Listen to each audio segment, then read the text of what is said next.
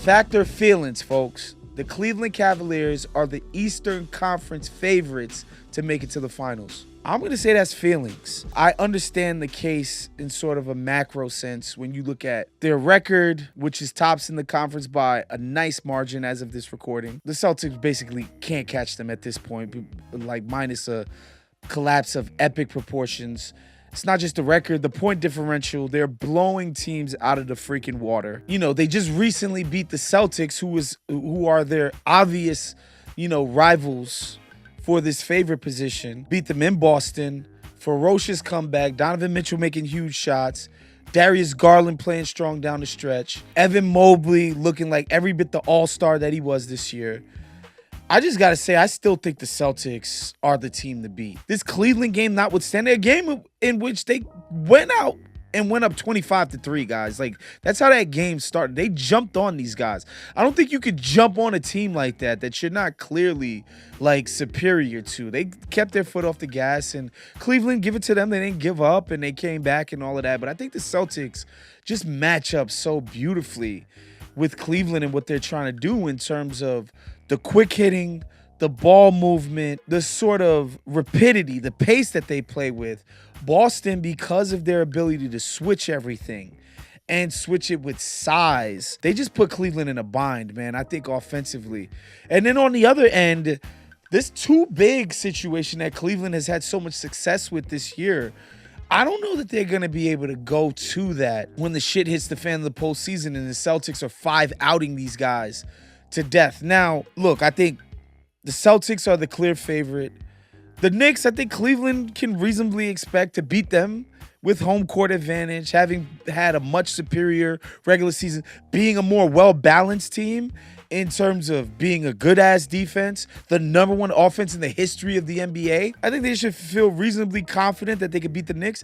And the same with the Bucks, right? Like, the Bucks haven't shown themselves to be some level of world beaters. And those are the four clearly best teams in the Eastern Conference to my mind. I get that the Pacers, basically since January 1st, have been, have played really amazingly. I just don't put them in the category of those four other teams. I know Pacers fans gonna want to get at me, but that's just how I feel. And look, a reasonable person can disagree with me and see Cleveland as the favorite, right? In terms of they have three bona fide all-stars, right? In Mitchell, Garland, and Mobley.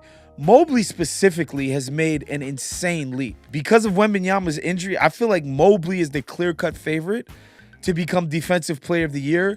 He's won 2 Eastern Conference Defensive Player of the Months. When he's on court, their defensive rating is something like 107.5, which is just an astounding figure. He's been incredible. He's been more aggressive offensively, both hunting his shots off the dribble in terms of dribble drives. He's shooting the three with so much more confidence, even not just corner threes, but above the break threes, beating guys up down low. When they switch smaller guys to him, he's even, he's facing up on big guys, overpowering them at times. Garland having the best year of his career, clear all-star to me. And then Mitchell, again, being the leader of the squad, I think it's been cool, and I keep saying this, to watch Donovan Mitchell be comfortable being de-emphasized in the ownership of the offense and watching it flourish because of that. Like, it takes some level of maturity to, I've spent so much of your career as the bona fide number one guy and sort of hoarding all of the possessions and relinquishing that and having faith that everything is going to work out. Yeah, I love the balance of the team. They're clearly the team right underneath Boston. I just don't know that Donovan Mitchell is going to be the one-on-one killer that he's going to need to be to get Boston out of their base defense, which is like basically switching everything on the perimeter. And, whatever. We'll help a little bit off of Allen. We'll help a little bit off of, when you got Ike Okoro in there and all of these guys. But realistically, we barely sent help at Luka Doncic last year in the finals, in the one-on-one.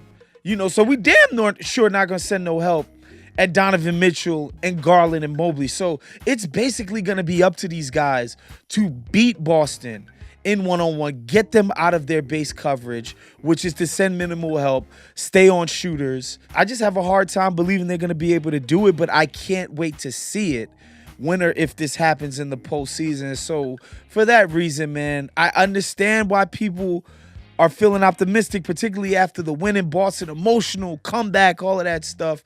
By the way, the other Boston win was a comeback, a furious comeback as well. So Boston should have beat them both games. Let's keep it 1,000. I get that, but I still do think you and your feelings if you actually think these guys in the Cleveland Cavaliers are going to make it to the NBA Finals this year.